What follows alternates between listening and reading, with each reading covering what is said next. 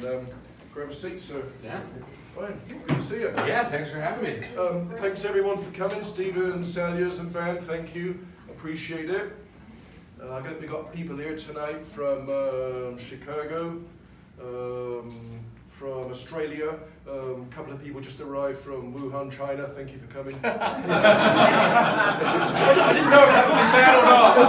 I risked it. So, you know, it was interesting when I put this together, and thanks again for coming around. I really appreciate it. You know, people were really eager to come, and the thing that people talked about most wasn't what I think they talked about. Most people were asking about Stoicism, and what that means to you and them. So I want to spend a little bit of time tonight talking about that, and some of your books and some of your life. Sure. I was going to start with Stoicism, but I thought if we do that, once people have got what they want, they might leave. So we'll kind of into that and we'll warm up to it. Sure. But we met, I don't know, maybe 10 years ago in a bar in New York. And another great author, Michael Ellsberg, introduced us. Yeah. And I think we got a connection with authors because Robert Greene as well. I talked a little bit about that. But before we get into books and authorship, Brian Holiday, born where? You're 32. I'm 32. It's amazing. Okay. All right. So born, I can't do the math on that, but somewhere in the 80s. Yes. And born where? Brothers, sisters, family. Just give us a moment of background if you can. Suburb of Sacramento. One sister, a little bit younger. My dad was a cop and my mom was a school principal. So it was sort of a very American middle class sort of public servant or civil servant kind of childhood. I don't think I'd met anyone who worked for themselves my whole life, you know, my whole childhood. Certainly didn't meet anyone with any kind of creative profession. You know, it was very normal. Yeah. So where did it all come from then? Because this is a lot of entrepreneurs in the room here, and we've usually got kind of wacky, interesting stories. And where was the spark? What happened? I don't know. It was. I think I was drawn towards books my whole life. I loved books. My grandmother was a reading teacher. My mom was a school teacher and then a school principal. My grandfather on my mother's side also a school teacher. So it sort of grew up around books, loved books. But the idea, like, you know, I grew up reading like Tom Clancy novels, not like I don't want to say not like the classics, right? I didn't read like sort of what you would. Certainly didn't read anything like what I write about or read now. So just sort of an ordinary, you know, sort of blue-collar childhood. And then I went to college in Southern California, and I started writing for the college newspaper. Yeah. And that was my sort of first when I was interviewing people for that, that's when I was sort of first being exposed to, one, that these people that I read about or, you know, or either in the paper or, you know, was reading their books, were like real people, and that this was a job, you know, that this was a profession just like my parents had professions. That had sort of never really occurred to me. Yeah. And so that was sort of the beginning of that exposure, and sort of led to some internships and some kind of sort of apprenticeships, and then I dropped out shortly thereafter, and I was Robert Greene's research assistant for a number of years. So that was, it went from sort of never having met anyone who did sort of anything untraditional to like meeting those people and then working for one of them and seeing like, oh, not only is this a job, but like these books that I read are, specifically Robert's books, are just, it's a process by which they're assembled. It's a craft. It's like, you know, you look at this table and you're like, yeah, I know somebody makes tables, but I've never met someone that makes a table. I certainly don't understand the sort of step-by-step process by which this thing magically is made into existence. And so that was the sort of real eye-opener for me. And then, you know, through that and some other things that I had, I sort of also realized that my sort of introduction to the entrepreneurial side of things came a little bit later. It was like, oh, these people also work for themselves. They have to, you know, they sort of eat what they kill. Like, that was sort of my introduction to the other side of things too. Good. Yeah. So you dropped out of school to go into the writing industry, or you dropped out of school and looked for a job and then met Robert Greene. What was No, I was in college and I met Robert through another writer who I'd written about, and so my and then he was looking for a research assistant. So it's kind of this magical thing. It'd be like if you're going to school in Nashville and then you found out, some record producer or some singer-songwriter that you like looked up to was like, hey, I need someone to like wash my car and drive me around, and be like, I'll accept any amount of money to do that profession. And so it was like, for me, it was like having decided sort of that I wanted to go towards writing, it was like, if I had that opportunity at the end of college, I would have considered college a success. So I'm not going to stay for 2 more years to hopefully get something as good as this. And it wasn't by no means an easy decision, but it was sort of like, oh, this is my chance to learn how this sort of thing works. So how did you meet Robert Greene? I'm curious, because that was one of my 48 Laws of Apparel, of course, it's a classic, one of my favorite books, top 10. Yeah. How was the introduction there? So when I was in college, I wrote about this guy's name was Tucker Max, who's also an author and now an entrepreneur. And so I met him, and he and I had sort of struck up a friendship, and so I was like his intern / research assistant person, and then he was friends with Robert, and so we'd all met one day, and Robert was complaining about his troubles with a research assistant on a book he was writing, and it was like, literally, I don't think you could have manufactured a more dream meeting for where I wanted to end up going, and so it was just a lucky break of lucky breaks. So let me check, you're there with Tucker at lunch, introduce you to Robert, and then you switch to Robert. I mean, that sounds kind of awkward. I didn't like switch. It was, but it was more like, oh, like this is like real. This is like not an internship. This is a job. Yeah. Okay. And then you went on to, if I've got this right, at 21 to become the youngest ever executive team member or vice president, American Apparel? Yeah, so Robert also happened to be on the board of directors at American Apparel. Yeah. And so I met the CEO of that, and we'd sort of hit it off. And I came on as sort of like an advisor, sort of assistant type to him, and then sort of carved out a role for myself. And yeah, 21-ish was the director of marketing there. I don't know about youngest or whatever, but that was my job. It was a dysfunctional, insane, very fast-growing company. Sure. So again, one of those things where the stars perfectly line up, and just you decide to take the opportunity or not. Yeah. It worked out. And you did actually something else we've done in common. I mean, you've done it to a much greater degree than me, but we've both done some interesting marketing stunts, if I can call them that. That's the best kind of marketing. Absolutely. So while at American, there was something that went on there to do with putting hair, or was it pubic hair on mannequins? So was that you? No. Oh, it wasn't. No, I assumed it was. No. So what we had sort of cultivated at the company was we were always doing sort of interesting, provocative things that would get attention, because I think American, it was a $700 or $800 million a year business, and its marketing budget was like $10 to $20 million. So it was a very small marketing budget for a company of that size, and that's because it was manufacturing clothes in the U.S. It was operating its own stores. There just wasn't the when you're paying your workers 80 cents an hour, you can pay celebrities to be in your ads, so you're paying them $15 an hour. You got to come up with other efficiencies, and so the brand was, how can we come up with interesting or sort of provocative things to do? So did lots of interesting ads and billboards. We did all sorts of stuff like that. So we sort of created this environment. It's like almost like a sort of a celebrity tabloid symbiosis, where once you become a generator of headlines, the headlines almost start to generate themselves. I remember, so we were always rolling out these provocative ads, and then so we were like, well, let's create a section on the website where we put the provocative ads so people can see them. And then we started just putting up ads that didn't even exist. They were just like mock-ups of what ads could be. And then we get like headlines for like American Apparel's crazy new ad campaign. And we're like, wow, this is like literally better than free advertising.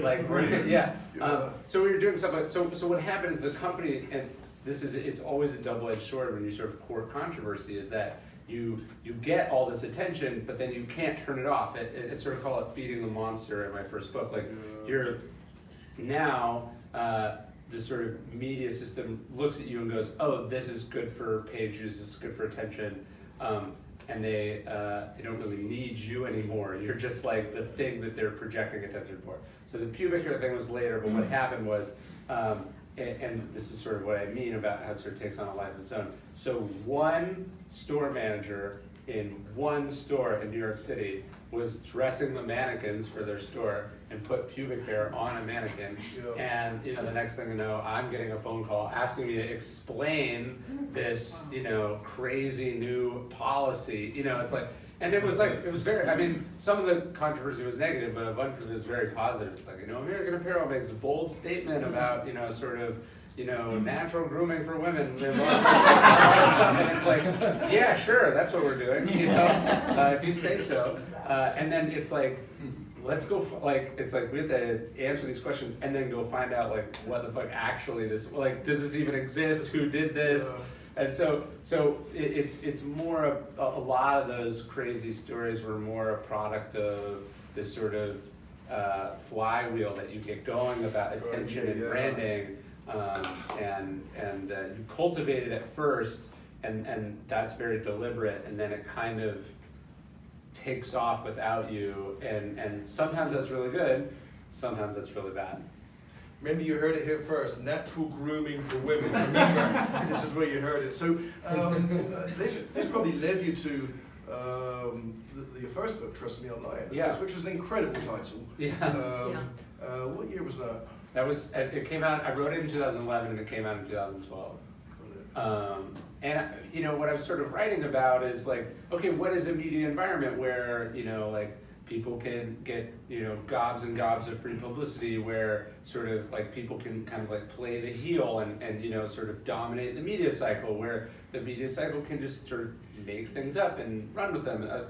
Talking about all that stuff, because as fun and interesting as it was, and relatively harmless as it was for a clothing company, I'd started to sort of get the sense that maybe this was not a good way to run the system by which people get their information and by which sort of cultural consciousness is created and public opinion is shaped.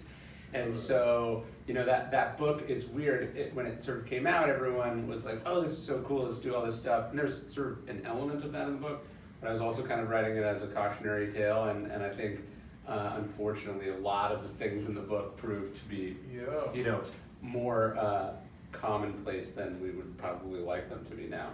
Well, totally. And if we look now at social media and the distortion or manipulation of news, I mean, did you invent fake news, perhaps? I don't think I think that's I wrote a piece a couple years ago where it's there is no fake news. We are fake news.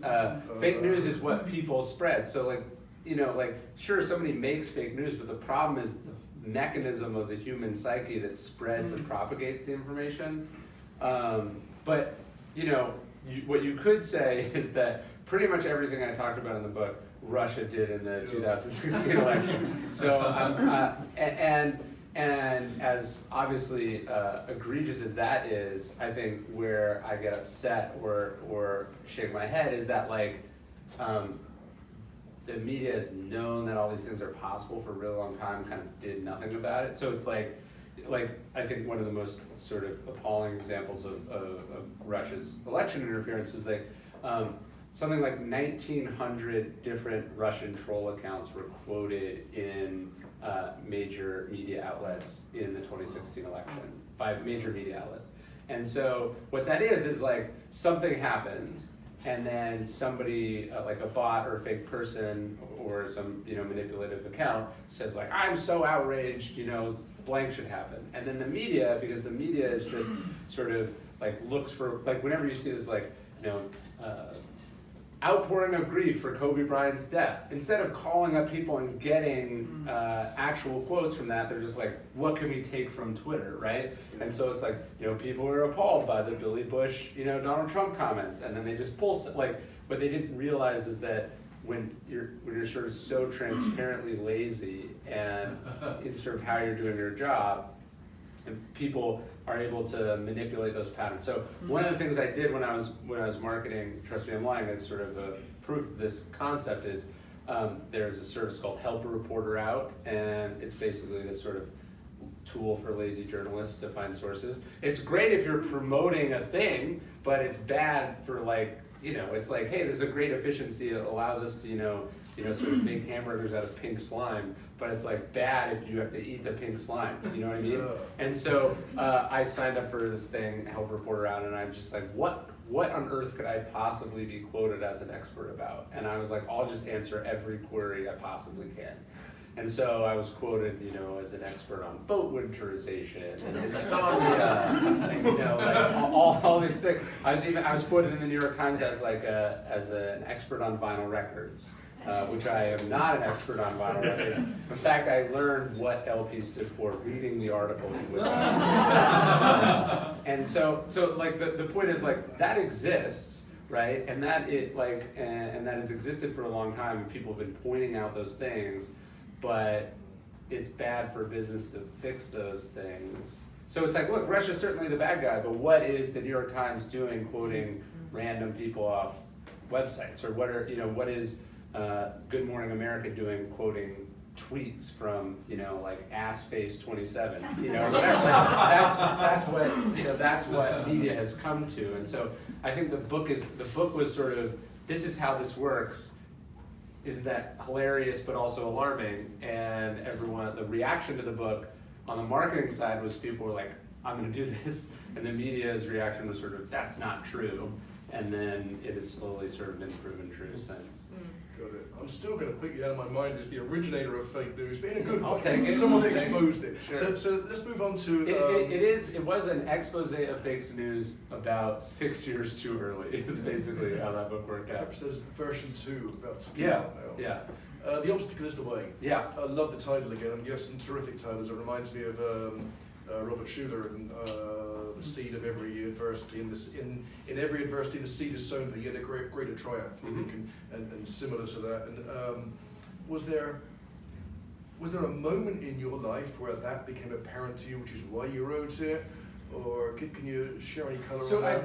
So I sort of found Stoicism and philosophy in college, and so that was what I was really interested in. It's like I kind of had this just day job doing marketing stuff, and I was good at it and I liked it, but it wasn't like what I wanted to do. And so actually, it's like I knew I wanted to be an author, and then it was sort of like, okay, what book should I write? And I was like, do you do the Stoicism book first, or do you get this media stuff out of the way first? Yeah. So that was kind of that was the idea. Is like, look, this book is timely. This book is sort of culturally relevant. I'm gonna write that one first. And so I did that. And then like the week that came out, I went out with the proposal for The Obstacle is the Way. You can imagine my publisher was not super excited. I said, my follow-up to this controversial marketing book would be a book about an obscure school of ancient philosophy. And they were like, we'll give you half what we gave you for the last book. And that's only if it sells well, right? So it was not blowing the doors off. But that was what I really wanted to write, and that's what I was excited about. And so that's sort of what is this? What is this about? This is hilarious. I forgot about this. Oh yeah, so this is an article. So when I lived in New Orleans when I was writing Trust Me I'm Lying, and I just moved there, and this sign had fallen down. And so I got a bunch of like traffic tickets from a speed trap camera that really pissed me off. And so I decided to get back at them, and so I made up this.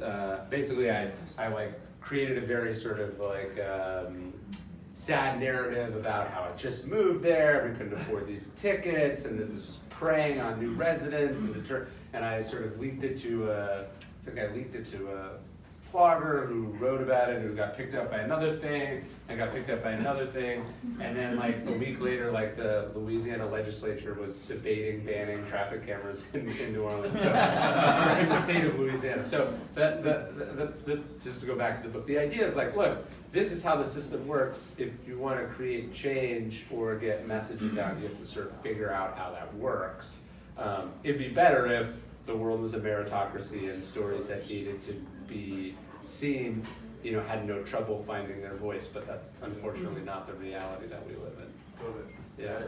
These are just other notes in case all right. I hadn't thought about this. In case we dry up or I drink too much, I don't want to say that. I don't think we're going to need it. We're okay.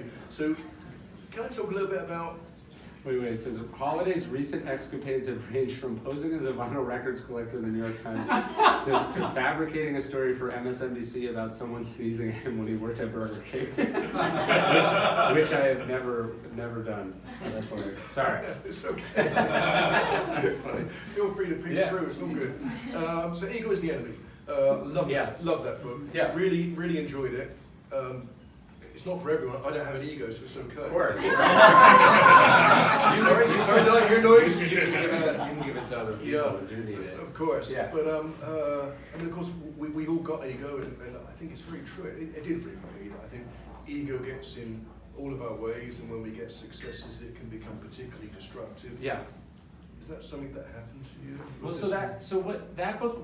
The genesis of that book was, so The Obstacles Away had come out, and I was still sort of as in an advisory capacity at American Apparel. I didn't live in Los Angeles anymore, but I sort of had a foot in both camps. And I remember it was the last day of my book tour. I was speaking at some conference, and I got a call from the board of directors, and they had sort of decided that they were going to fire the CEO of the company, or they were thinking about firing the CEO of the company because the stock price was in the toilet and all these controversies. And so they'd sort of asked me to sort of come in and advise on this thing. And so basically I thought I was going to go home. I forget when this was, like I would say in March. I thought I was going to go home. I didn't end up going home for 3 or 4 months. And the book was sort of written about watching the CEO, founder of a company, sort of drive the business into the ground, and then instead of being able to walk away or have the awareness of the mistakes, essentially ends up tearing it apart, basically being like, if I can't have it, no one can have it. You know, like 12,000 people lost their jobs, the company went bankrupt twice, like basically the company does not exist anymore. And at one point he was down to like, you know, his like last few dollars, like living on a friend's couch. And so I was interested in writing about humility and sort of like how social media and our sort of culture, you know, sort of influences humility. That was like the original intention of the book. And sort of getting a glimpse at like what, like where all of the traits that serve someone well on the way up end up being precisely what destroys the thing that they spent all that time building, ended up being what that book came about. And you know, I sort of try to root the books in philosophy, but I think the sort of conclusion I came to as I studied and read about it is like there's no school or religion that sort of lionizes ego. It's like the opposite. Basically every school wisdom tradition is like beware of ego, beware of arrogance, you know, like you know, pride goeth before the fall. And so the book is just sort of it's an exploration of that, and like sort of if ego's sort of the shortcut or the steroid version of what, you know, sort of entrepreneurs and creatives and leaders use, like what is a more sort of sustainable, natural, like healthy way to do really scary things? Because that's sort of the paradox, right? I think ego, like I sort of make the analogy in the book that it's like causation and correlation are not the same thing. And so like look, lots of musicians have had drug problems and lived sort of reckless personal lives. In the short term it fuels the art, but it ultimately destroys the art. And so what would be a better way to do it? And sort of replacing ego ultimately with confidence is kind of the message of the book. Confidence and self-awareness, I guess, would be the message of the book. Got it. Well, one of your stories in the book was, I think, was it William Sherman? Yeah. I hope I've got this right.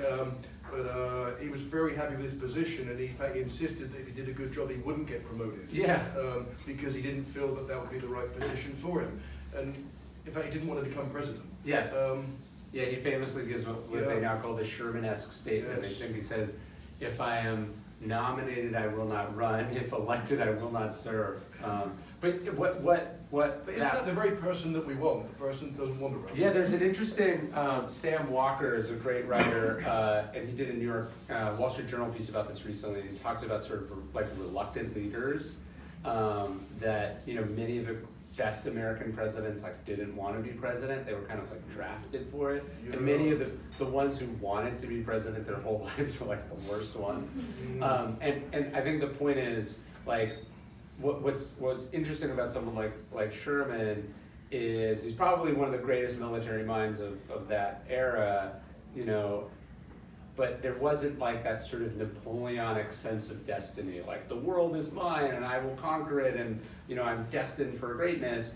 Like that sort of entitlement and ego often ends up destroying a person, even if they're so talented that they're able to sort of balance that for a long time. And there's this great quote from one of Sherman's biographers where he talks about actually how much more pleasant it would have been to be Sherman, to be like pleasantly surprised by his continual success, like this sort of iterative, and you know, this idea that like, you know, in a way it's like if you think you should be president or a general at like 7 years old, like there's something wrong with you, because like you have no evidence that you're qualified to do that, right? And so you know, the people who sort of do it a little bit more iteratively or slowly, the accumulation of confidence, I think, is a healthier way to live, and it also takes, you know, into account just the sort of sheer random luck that is part of a lot of the rise of these people. So I was kind of trying to look at like, you know, originally I was going to write about humility. The problem with humility as a topic in a book is that it's not very inspiring. You know, it's like, so-and-so didn't do this, you know, or, you know, so-and-so turned down the job, or, you know, so-and-so, you know, declined to accept the compliment, or, you know, like, it's not, so I wanted to look more at, like, first off, I wanted to look at cautionary tales, like American Apparel being one of them, but, or you know, the DeLorean Motor Company, or Richard Nixon. I want to look at people who had torn themselves apart, because I sort of take it as for granted that everyone in this room, like, wants to do things, like, you have potential you want to reach, you have goals you want to accomplish. I don't think that's ego. I think that's what makes the world work. But the problem is ego is something that can ultimately get in the way of that. And then so I also wanted to look at, I think there's a kind of also a survivorship bias to a lot of the sort of stories that we have. So we hear about Kanye West more than another rapper who's just as talented, maybe more influential, or you know, sort of you know, more of a genius, because they don't want the attention. Do you know what I mean?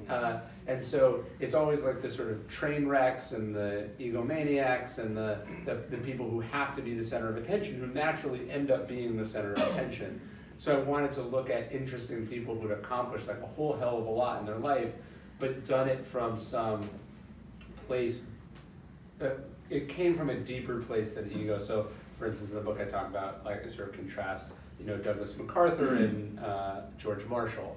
You know, George Marshall is probably much more an architect of the, you know, the 20th century, but less sort of a media figure, you know, less sort of a cultivator of his image and personal brand, you know, less interested in headlines, you know, didn't want the Marshall Plan to be called the Marshall Plan. He only consented to it being called he wanted it to be called the Truman Plan because Truman was the president, and Truman said, if it's called the Truman Plan, Congress will not approve it, because you have been, like, basically what, just as, I'm getting a bit on the tangent, but what's so interesting about someone like Marshall, who I'm fascinated with, is like the two big moments in Marshall's career. So one is that he declines it to be called, he lends his name to the Marshall Plan, which allows it to be passed, because he cultivated so assiduously a reputation of not doing anything for himself.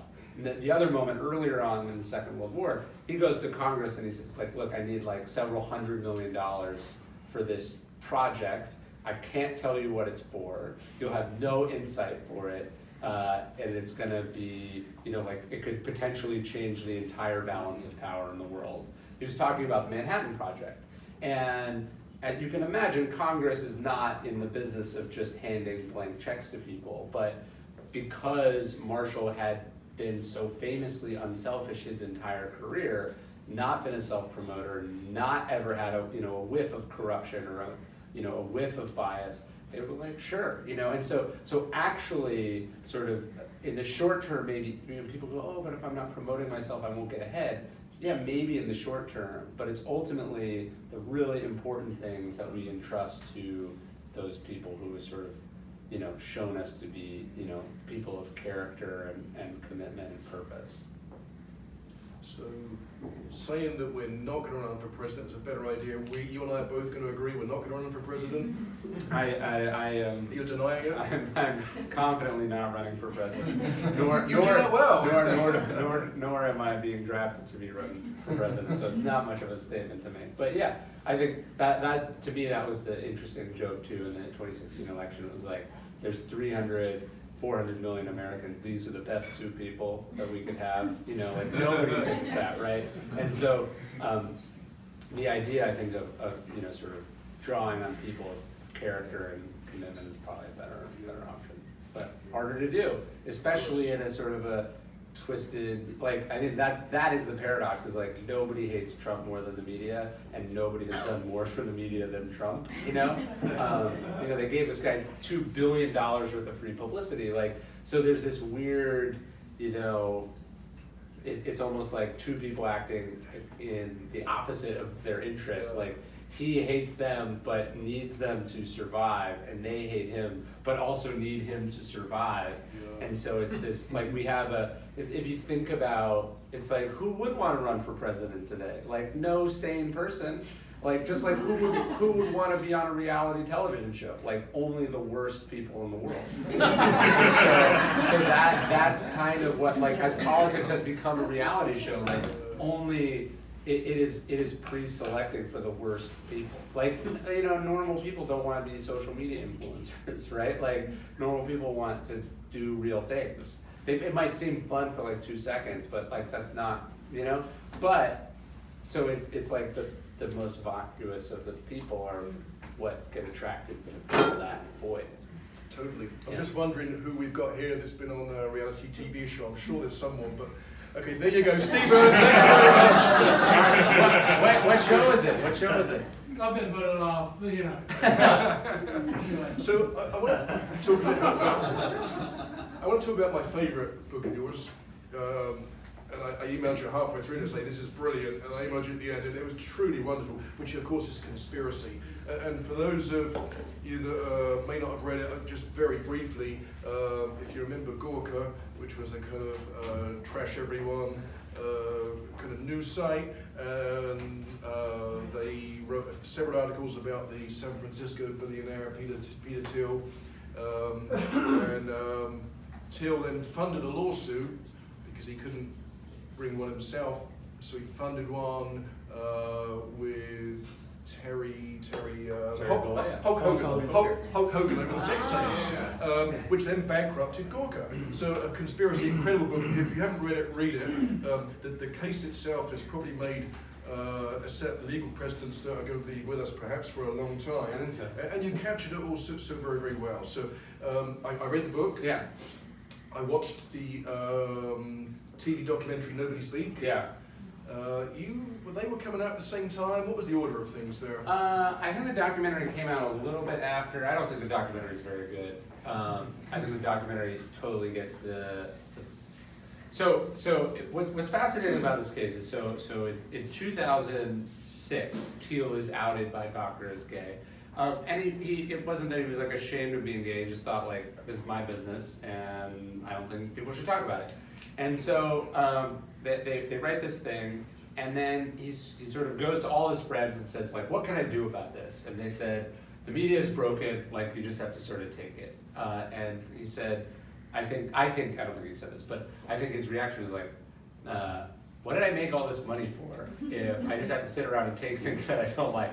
And so he spends the next like 5 years just thinking about, he's just like stewing on his revenge. Like he's like the Count of Monte Cristo in his prison cell. He's like, how am I gonna get even with these people? So he ends up coming up with this strategy. He's gonna sort of fund lawsuits against him. And so he starts approaching people secretly that maybe had been even more egregiously, sort of harmed by the site. And as he's doing this, Gawker runs a clip of a stolen sex tape of Hulk Hogan having sex with his best friend's wife. Yep. So it gets weirder from there. So his best friend was named Bubba the Love Sponge. Legally, that's his actual name. He's a Florida DJ. And what had happened is Bubba the Love Sponge and his wife had an open relationship. Terry was their best friend. They invited him into their thing. They just didn't. As you do in these situations. Of course, totally. Who hasn't had a professional They just neglected to tell Terry that the strings attached to this offer was that they were secretly filming the encounter. Wow. And so the encounter was filmed, put on a DVD, and locked in Bubba the Love Sponge's desk until a rival Florida DJ decides to break into it to find embarrassing information on the guy whose slot he wants to steal. Weirder than that, so then he basically tries to extort them. He actually uses the same lawyer that Stormy Daniels used. And so, anyways, there's this FBI sting, there's all this stuff, but basically what ends up happening is Gawker gets a hold of the tape and they publish it.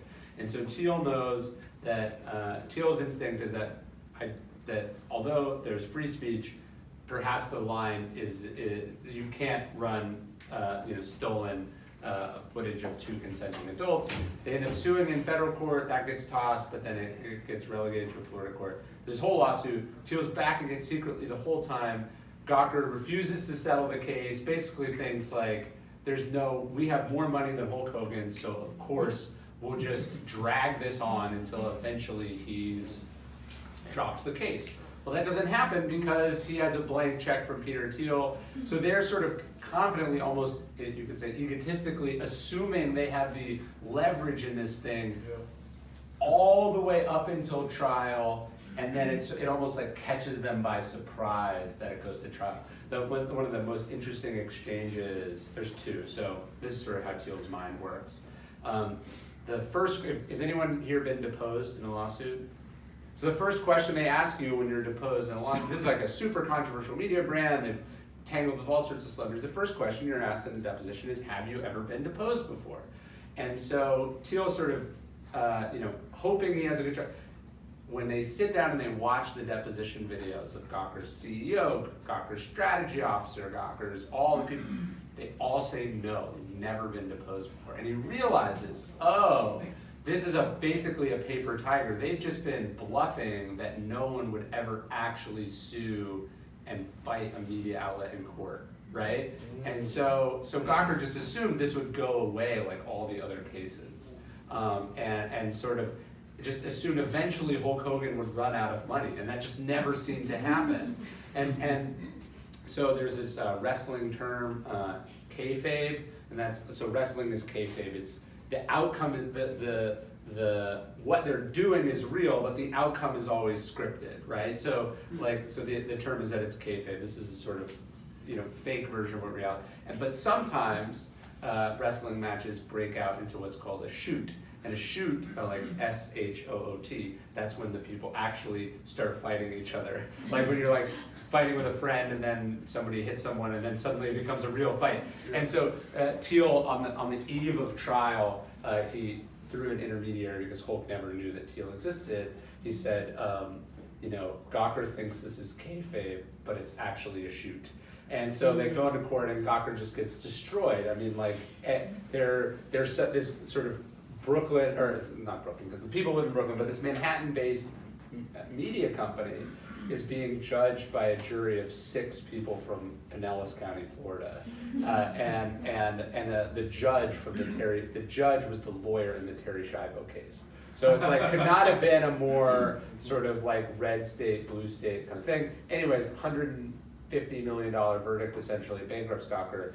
But the really interesting part about it is there's a New York Times article you can read shortly after the verdict. And it's basically like the New York Times legal attorney, a legal expert, someone else. There's 3 attorneys. 2 of the 3 go, the precedent of this case is basically that media outlets can't run stolen sex tapes. Gawker deserved what happened to them. Like, don't do things like this. And so it's sort of seen as a very limited scope. That it's sort of essentially not a threat against free speech and perhaps kind of a victory for like common sense. Well, a month later, Thiel, because he told too many people about his secret conspiracy, is eventually revealed.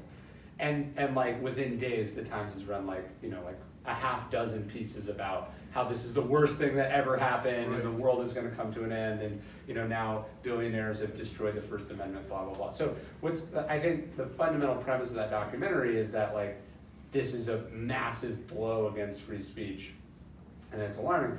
I actually think an environment in which you can be publicly humiliated by a media outlet, and because they have more money than you, they can just expect to bully you in court and eventually drain your finances to zero until you give up and ask for, you know, forgiveness, is probably a worse First Amendment environment than the one where, you know, like what to me what's so fascinating about the case is it's complicated. It's like it's this question: who is the bully? Like who is the big guy? Is it the billionaire? Or is it the media outlet? But I think what's so interesting about it is that to me, it's more of an indictment of how broken our legal system is, which is that it took $20 million, each side spent $10+ million to determine, and it had to be decided in a Florida courtroom by a civil jury, whether media outlets should run stolen sex tapes of people who don't want them to be run. Do you know what I mean? So I think there's a lot of precedent in it, but I think it's weirdly not what people think it was.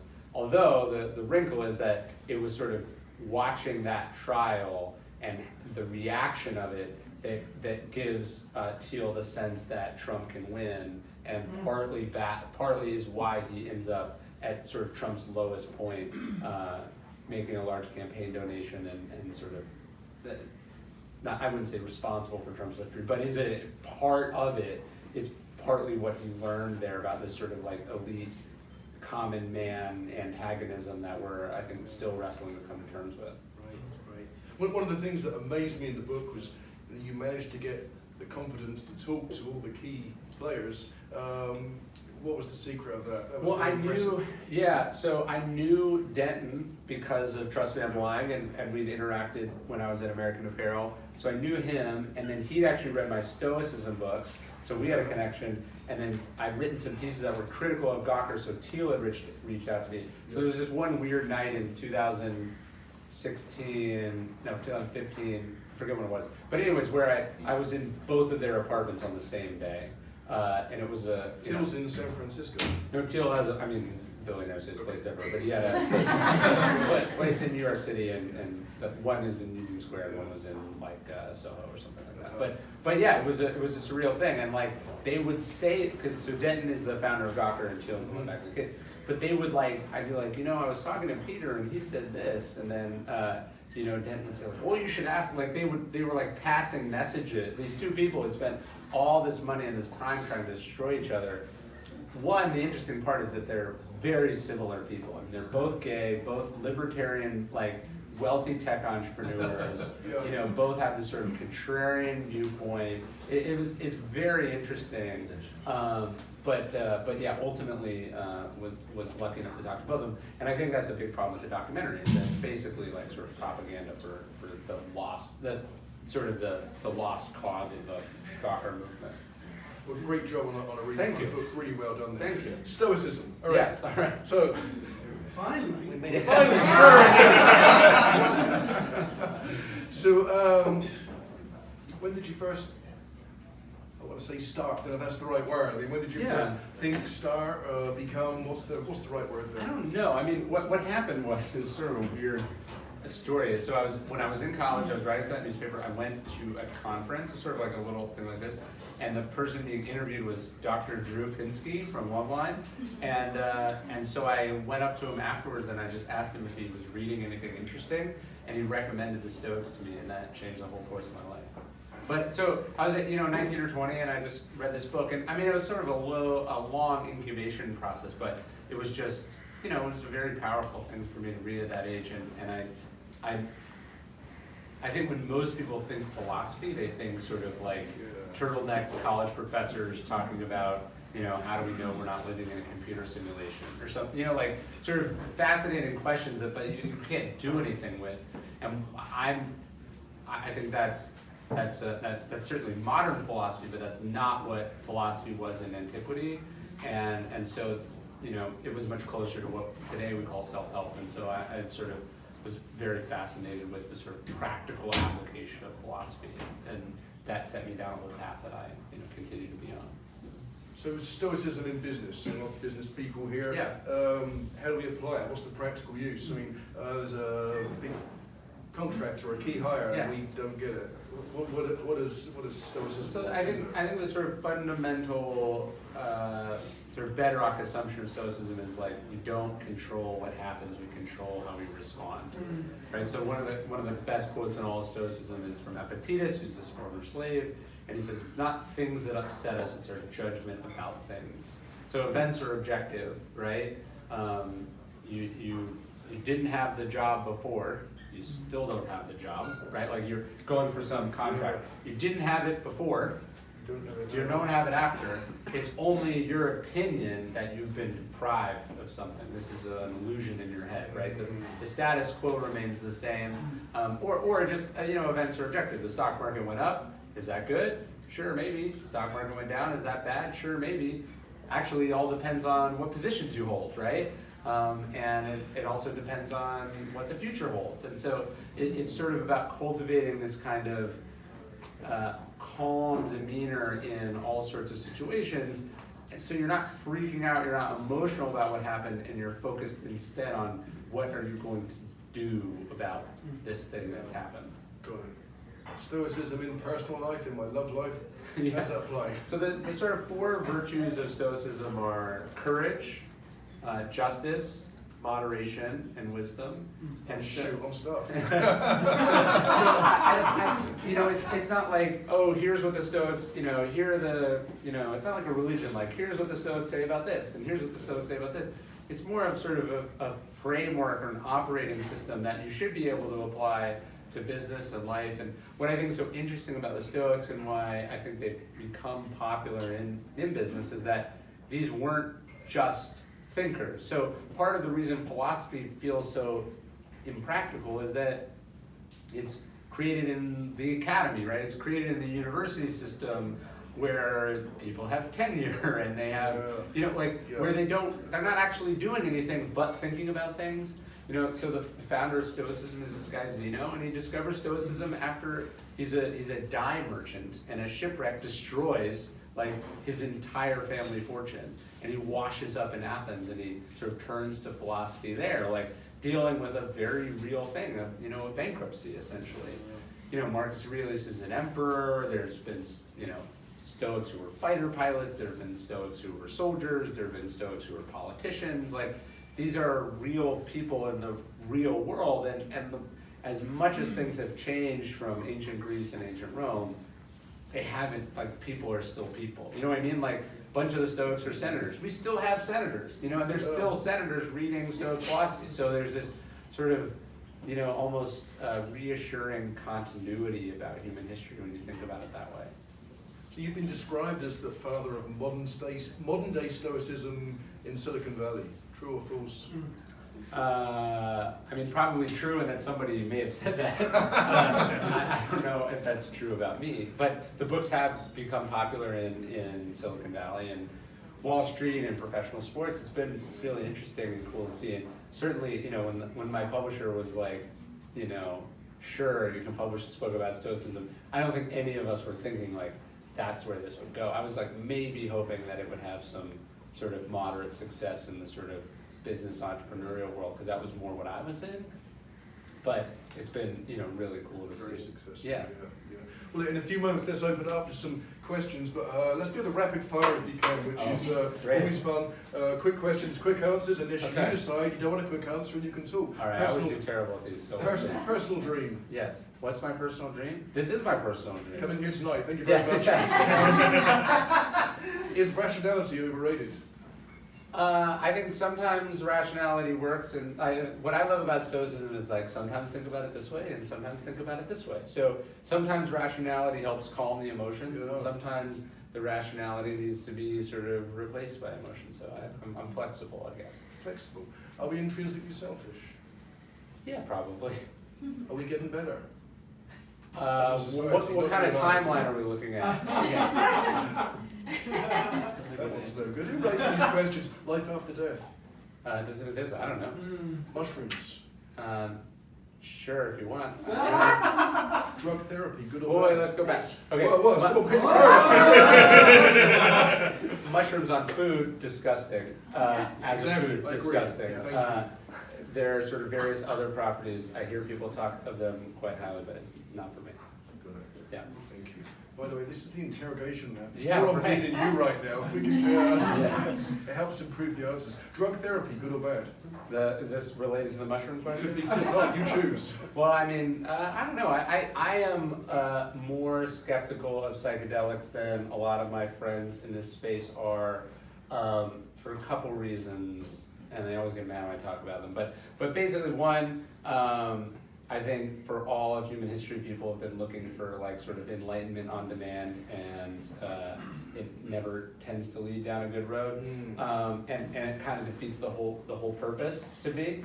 The second is I've never heard someone like whenever I just went to the jungle and I did ayahuasca, and I say, oh, that sounds really cool. And what did you learn? And they're like, I learned I was gonna die. It's like, it's like I've never heard someone come back from psychedelics and not tell me something that's in basically every philosophy and religious text ever. And then the third thing I would say about it is if it's so transformative, why are they doing it over and over again? So maybe Because it's good. Sure, no, because it's I mean for the same reason they're smoking pot or drinking is that it feels nice, you know. So moving on, Jeff Bezos. Brilliant entrepreneur. Pet peeves. I got a lot of them. Just I one. can Favorite pet peeve. I don't like people who recline their seats on airplanes. I think they should be banned. Wake up time on a Sunday morning. Sunday morning? Well, I've got a 3-year-old and a 7-month-old, so very early. Has Stoicism peaked, or is it just beginning? It's probably maybe a little bit of a fad or trend right now, but I think if you compare sort of Stoicism and Buddhism, it's like Stoicism, like, on the Google trend, it'd be like Stoicism here, like Buddhism here. So I think as far as the amount of people could potentially reach, probably, in its very early stages. Question that you don't get asked that you secretly would like to be asked. I've never had a good answer to that question. Bucket list, name one. Something on my bucket list? I don't really have one either. College for kids nowadays, good or bad? Well, I got young kids, so it's sort of something we're thinking about. It's tricky, right? It's like, to me, this illustrates the sort of bankruptcy of the college path and favor. So in Texas, you can prepay at today's rates for your kid to go to the University of Texas. So you can like drop, $200,000 now. And so to me, I was thinking how insane it is that. So the bet there is that $200,000 in the market compounded over 18 years will be less than the rate of tuition rate hikes, which is fucking insane considering how expensive and what it's already gone up. So I know that can't possibly be sustainable. I mean, that would be like colleges $200,000 a year. Like I don't know what you're predicting, but it'd be very high. At the same time, I hear from lots of people because I dropped out. They're like, "Should I drop out?" I think it's a decent default option, but I think the problem is we're telling kids like, "Hey, go pay $25,000 a year to be around a bunch of other kids who don't know what they want to do, and maybe you'll magically figure out what you want to do." And by the way, also. It'll be the first time you live alone. There'll be unlimited beer, alcohol, sex. It seems insane. Like the amount of people that I think about just in my generation, it's like they went to a 4-year university and then decided to be a massage therapist or a nurse or like a fireman or any like number of really great, like well-paying sort of middle-class professions that they did not need to rack up 6 figures of college debt for first, had they thought about it a little bit more at 18 or been more seriously introduced to the job market. Like what happened was they were like, oh, I'll be a musician. And then they like they had some fantasy about what the world was like that was in that bubble for an additional 4 years racking up debt. And it was only when they graduated that they were like, oh, turns out this is really hard, I should go to nursing school. You know what I mean? Not that nursing school is not hard, but I mean, they were just not making economic, rational decisions about the real world. They were just pressured and, you know, in some cases forced to go to college. They went to college, and then, so I think people, if we can push people to think about what they want to do earlier, they can at least make informed decisions about whether they want to do this thing. There's no musicians in this room. So. Person you'd like to meet? I'd like to meet General Mattis. Yeah. Favorite holiday? Think about it. Yeah, it's a good fun. Every morning? Thank you. All right. Relaxed or scared about death? I think more relaxed. I mean, what is there to be scared of? You're dead.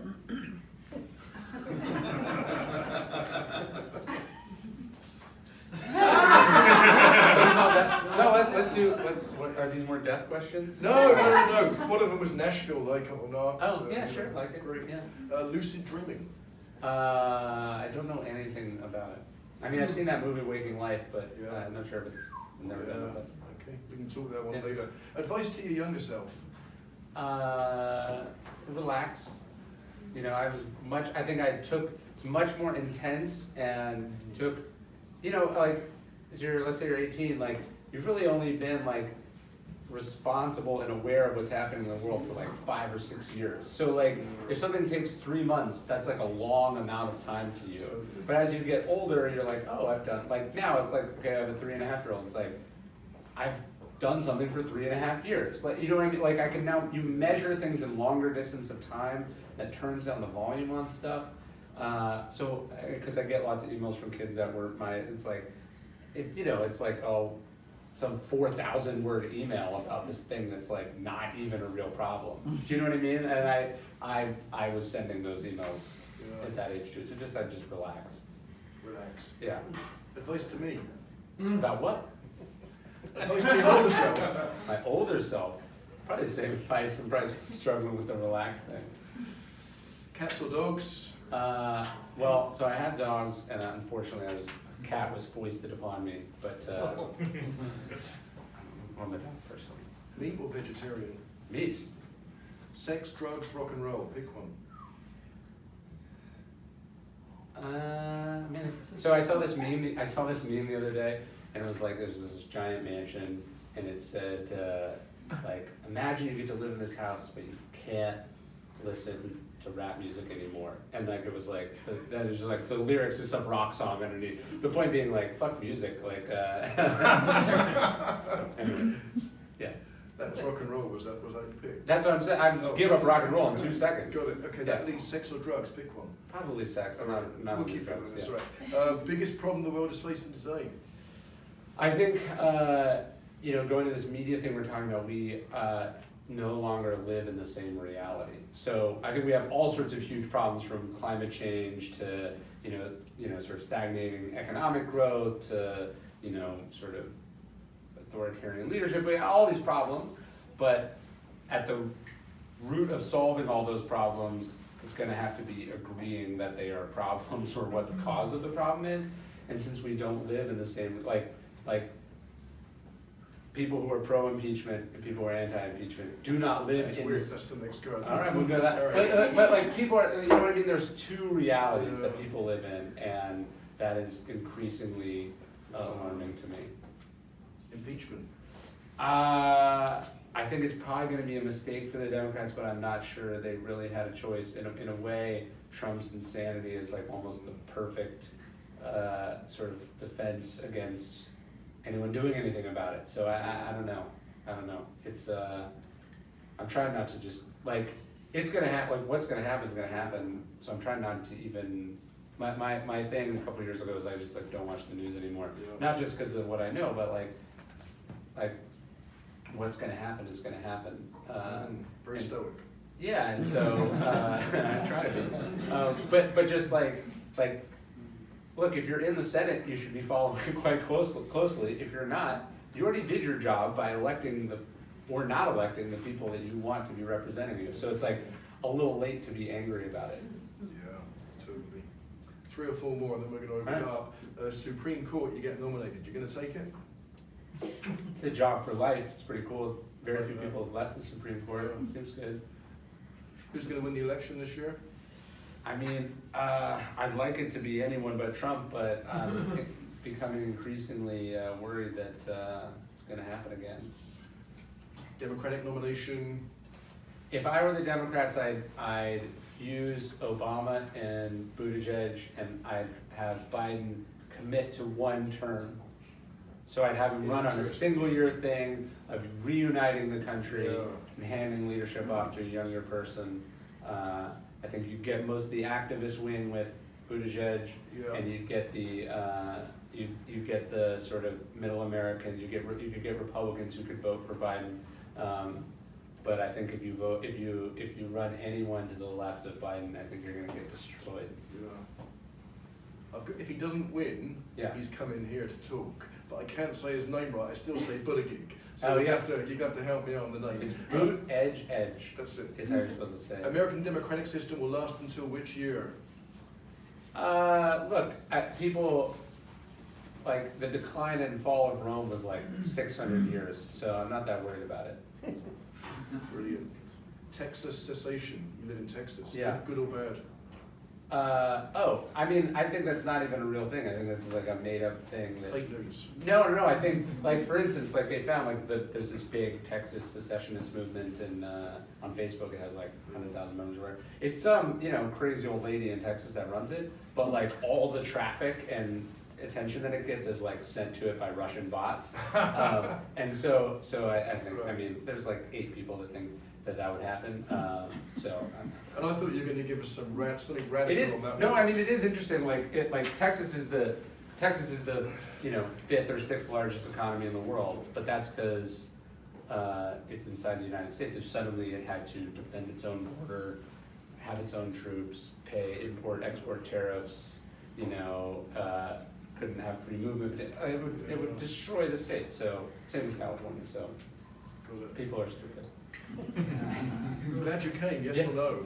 Yes. Great. Thank you. Yeah. But just before we open it up, I invite people for free for this. It's always nice if people are good at some point to make a donation to a favourite charity of our guests. I never ask people to do it on the spot. I hate that when it's done myself. It always feels awkward. So I'm just going to ask you a favourite charity, and if people feel inclined, they can quietly do that, which would be wonderful. I like Against Malaria. It's like you know what effective altruism is? I think it's a really interesting movement, but it's like how can you get the most ROI for the money that you give? And I think they were, it sometimes moves around, but like $1 to that charity is the lowest amount of money you can give to save a human life. It's like $200 saves like a human life, and for 6 years in the form of a mosquito net. So that's when I donate money to charity. That's usually what I do. Oh, thank you. Yeah. Thank you. All right, questions. We talked a long time. Thank you, Ryan. Of course. Stephen. For sure. Is this about reality television shows? No, it's not. I've got many questions. First, thanks for being here. Of course. I think it's ironic that you're so innovative and yet very not matter of fact about election and whatever. But I digress. Okay. If you will, I follow you on Daily Stoic. If you will take the hat off of what you have to commit to publishers or business plans. To quote Toni Morrison, who is a poet who I love, who passed this past year, who says, "We speak, we write, we language. This is how civilizations heal." In your deepest, if you and I were having coffee one-on-one, what you hear when no one else is in the room, your reflection. What is it that you feel you're here to do in 2020? To give of service to humanity, to contribute. Not a job, not a dad, not a best-selling author. What is it you feel you can contribute that is in service to all for the higher good? So what gets me excited as a writer, what I think I'm good at, and what I try to do, whether I'm publishing a book or giving a talk or just publishing stuff for free on the internet, is discover sort of things that people have already figured out a really long time ago about the human condition, about life, about happiness, about resilience, whatever it is, and bringing it to people in a modern context. So but when no one else is in the room, what's speaking to you right now that you can contribute to this divisive worlds? That's what I guess I'm asking. I guess I just don't, maybe I don't totally understand the question. I mean, that's what I'm thinking about all the time. That's what I, like, what gets me excited, what Yeah. I love, is when I pick up some old book that nobody reads anymore, Sure. nobody thinks about, and I find, oh, this thing that we're worried about over here, that people are angrily talking about, somebody a really long time ago said something really interesting about it, and I get excited about sort of contextualizing it and communicating that, and that's what I try to do in my own life. That's what I'm doing that reading to solve my own problems first and foremost, as a parent or as a a citizen or a neighbor or just a random person. Thank you. Yeah. Robert. Do you have a feeling that now that Trump's president, you could write that book again about ego? Yeah. I mean, certainly I think what's so interesting about Trump, even if let's say you agree with all of Trump's policies, I think it's indisputable that his ego has made actually executing those policies a lot more difficult, right? Like, he fires Comey because Comey's not, won't make a loyalty pledge, and then he basically eats up like a year and a half of his presidency fighting this thing, right?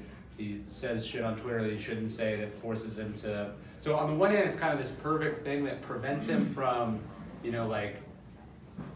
it's like he's so inside the head of all of his critics that they can't actually organize and do anything about him. But at the same time, he's trapped in that same feedback loop himself, and he can't actually legislatively do anything. So it's kind of this weird, we're all kind of stuck together. So you would think that ego would have sunk Trump before he became president, that would have destroyed the campaign. But Hillary's ego is a factor in there too. I mean, what's she doing campaigning in Arizona and Texas instead of Minnesota and Wisconsin? So life is sort of complicated in that sense. But now that he's president, I think we are seeing a daily sort of reminder of the cost of ego, not just sort of politically and culturally, but I don't know anyone that looks at Trump and goes that guy looks like he's having a lot of fun. You know what I mean? I don't know anyone that would trade places with him. It seems miserable in there, so. Buddy. Ryan, you said that the biggest problem is sort of a lack of shared reality. Is there a way out of that, or does it just keep getting more splintered? Yeah, I don't know. I mean, algorithmically, obviously, this is a big part. I think the algorithms of these various things sort of show people more and more what they want. I think what's so interesting about it is it's things have literally never been better, but on both sides, everyone's convinced it's never been worse.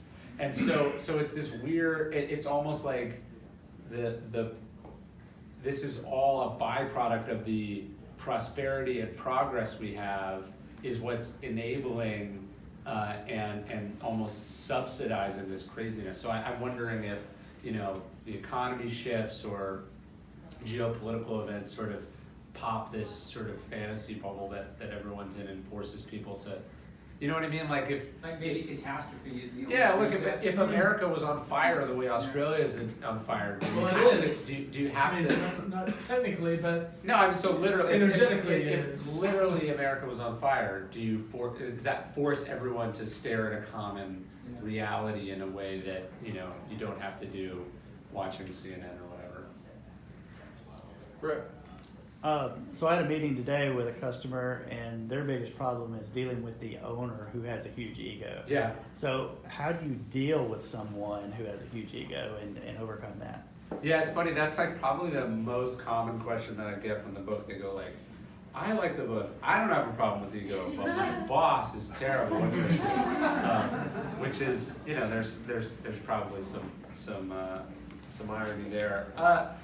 I think one of the interesting things about ego, and I think Trump is a pretty good example of this, is egotistical people, although difficult to get them to do what's in their obvious self-interest, are usually pretty easily manipulatable by other people because they're the sort of the steering wheel on them is so pronounced. It's with Trump, one of the things I was reading that I thought was interesting is So he doesn't like doing any reading. So like they have to like reduce everything, like all the news of the day or the information they want to give to him like onto one piece of paper.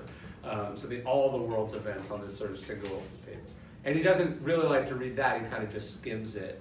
And so like if they want him to read something, they have to like put his name in it a lot, right? And so you can see how like, people would be able to very, easily manipulate. So it's like, how do you convince an egotistical person to do what you want them to do? You convince them that it was their idea in the first place. So I think it's like if the person really has a toxic ego that you cannot change or do anything about, you can't have sort of a come to Jesus conversation. It's like, okay, well, if that's the compass that they're operating by, how do you sort of fool with that is sort of where I'd probably focus. Is there any sort of like app out there that's like trust factor 98%? Because like you talked a lot about like the spin and like garbage, how it sells, it gets eyeballs. Like, is there anything, like how do you protect your kids so they're not reading a bunch of garbage that's not factual? And like, is there anything out there that's like a governor? To me, the main thing is I think people just consume way too much news. And you talk to people like, oh, I'm too busy I don't read as much as I like. And it's like, well, what's your news diet look like? And it's like you're reading trivia every day instead of going towards. So I think the main governor is that like we're just consuming far more news than we've ever consumed before. Like when 24-hour news came out, people were like, how are they going to fill the space? And that's like that is finite compared to what the internet is, which is like, breaking news every 8 seconds, right? And so I think people just consume way too much news. And if people consumed less news, it would create an incentive for the news to create sort of quality information that is likely to be worth people's time. Like, I think if you compare, and obviously I'm biased, but if you compare the economics of, say, cable news or, sort of web news to like books, the incentive of web news is to get you to consume as much as possible because it's worth very little. The more they get you to consume and the more often they get you to re-consume and the more money they make. The book, it's like, I have to spend years of my life working on something that will hopefully last and continue to be relevant and valuable over a long period of time. And if it's not, people will not buy it, and it will not appear in stores anymore, and it will die. You know what I mean? Like, so I think focusing on information that you pay for, and then also information that's likely to have a long half-life is probably the best governor. I don't think there's unfortunately, I don't think there's a magical tech solution to what is primarily a tech problem. I think we've got time for one more, and then we're going to start some music. And I think Ryan might be with us for a few minutes, so we can chat privately as well. Actually, 2 more if we're brief. Let's do it. So, a little bit lighter question. Yeah. The last 2 most thought-provoking books you've read, and is there a new subject matter you're thinking about writing about in the future? Oh, that's interesting. I just read a new biography of Edison by Edmund Morris, which was really good.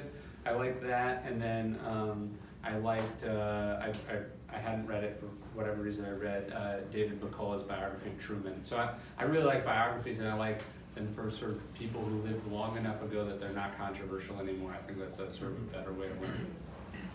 And then subject matter for the future that may be different than what you Oh, that I'm, I don't know what I'm gonna write about next, honestly.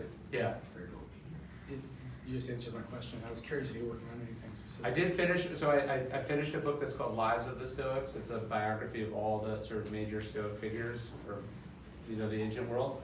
So I just finished that last week, so I'm gonna take a few days and then figure out what I'm gonna do next. Well, Ryan, this has been wonderful. I really Thanks. appreciate it.